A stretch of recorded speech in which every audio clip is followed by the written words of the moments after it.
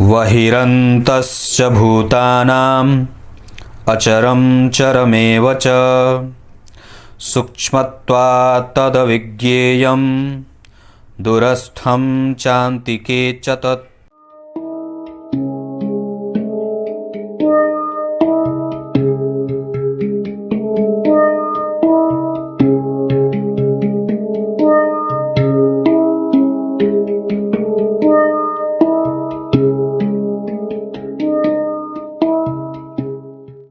प्रिय दर्शकों नमस्कार। एक बार फिर से उपस्थित हूं आप सबके सामने सोमवार के शाम के कार्यक्रम में। कुछ ग्रह ऐसे होते हैं जो खाली उस राशि में बैठ जाएं तो व्यक्ति को धनवान बना देते हैं। इस पे ग्रंथ क्या बात कहता है ये मैं आपको बताने वाला हूं। कहीं नहीं जाइएगा, बिल्कुल बन के रहिएगा। कार्यक्रम के आरंभ में बोले गए गीता जी के श्लोक का अर्थ भी बताने वाला हूं, जो बड़ा दिव्य तो है ही। आप लोग भी अपने जीवन में कम से कम रात को सोते समय दो काम तो कर ही सकते हैं। एक, रामायण के एक पेज का पाठ किया करिए, और गीता जी के 5वें या 11वें या 18वें अध्याय का पाठ अवश्य किया करिए। चिंतन भगवान का हमेशा बना रहे, इसलिए गजेंद्र मोक्ष का पाठ अवश्य करना चाहिए रात को सोते समय।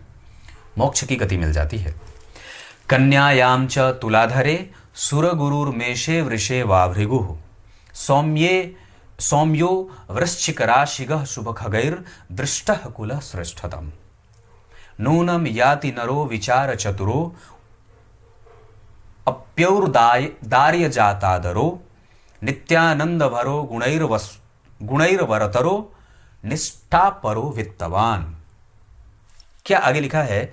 कन्यायाम च तुलाधरे सुरगुरुर्मेषे वृषे वा भृगु। क्या लिखा है? मेष राशि में अगर भृगु हो मतलब शुक्र, और वृषभ राशि में अगर शुक्र बैठे हों, मेष और वृषभ के अगर शुक्र बैठे हों, तुला और कन्या के अगर गुरु बैठे हों, और वृश्चिक के अगर बुध बैठे हों। यही इस श्लोक का अर्थ है। नित्यानंद भरो गुणैर्वरतरो निष्ठा परो वित्तवान। निष्ठावान होता है। इसका श्लोक और इसका अर्थ सीधा सामान्य है। कन्या और तुला में बृहस्पति बैठे हों, कन्या और तुला में बृहस्पति बैठे हों, मेष अथवा वृषभ के शुक्र बैठे हों, और वृश्चिक में अगर बुध हों, और उनके ऊपर किसी भी शुभ खगैर दृष्टः। क्या लिखा है? शुभ खगैर दृष्टः मतलब किसी भी ग्रह की दृष्टि पड़ जाए। दृष्टि है किसी भी ग्रह की, शुभ ग्रह की दृष्टि पड़ जाए। जैसे बुध यहां बैठे हैं, उस पर शुक्र की दृष्टि पड़े। अगर तुला के शुक्र गुरु बैठे हैं, उस पर किसी भी ग्रह की दृष्टि पड़ जाए, जैसे शुक्र देख लें, या यहां गुरु बैठे हैं, उस पर किसी भी ग्रह की दृष्टि पड़ जाए कहीं से, कोई एक शुभ ग्रह इनको इन राशियों में बैठे होने के बाद देख ले, तो क्या लिखा है?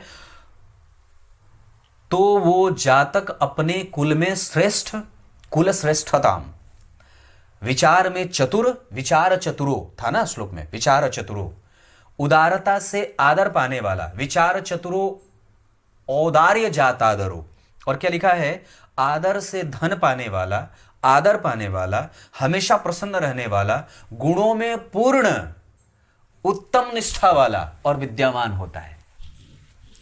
यह श्लोक है। मैं आपको एक बड़ी अच्छी बात बताता हूं। आप लोगों को दरअसल राहु पे, केतु पे, ये ज्योतिष के बहुत सारे टर्म आपको बताए जाते हैं, पर मूल ग्रंथ की बात कोई नहीं करता है।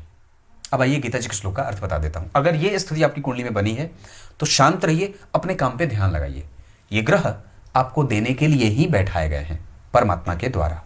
गीता जी के 13वें अध्याय के 16वें श्लोक में भगवान ने नहीं, भगवान के बारे में, वो सूक्ष्म है, वो बंदर भी है, वो बाहर भी है, वो प्रकट भी है, अप्रकट भी है, वो अन्वेषण करता भी है और अन्वेषक भी है, और अन्वेषण के लायक भी है। खुद अन्वेषण करता है, व्यक्ति को दिमाग देता है। अन्वेषक है क्योंकि वही विराजमान होकर के खोज करवाता है, और अन्वेषण के लिए जो वस्तु है वो स्वयं परमात्मा ही है, जो हर जगह दिव्यता से युक्त है। फूलों में सुगंध, पुष्प की प्रकृति, पुष्प के रंग और पुष्प के बीज, सब वही है।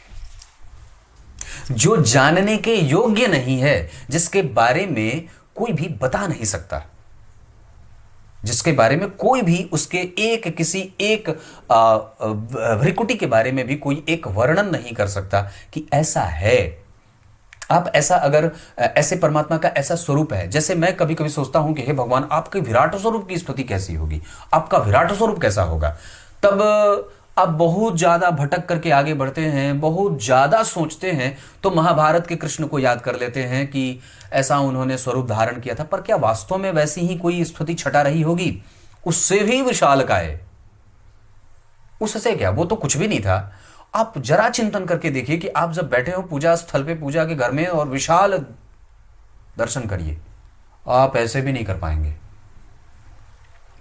कुछ इसी तरीके से आज के कार्यक्रम का समापन करते हैं। तब तक ले इजाजत दीजिए। मेरे पंचांग को फॉलो अवश्य करिएगा, वहां मैं जो लिखता हूं उसे जरूर करने की कोशिश करिएगा। तब तक के लिए बहुत बहुत नमस्कार।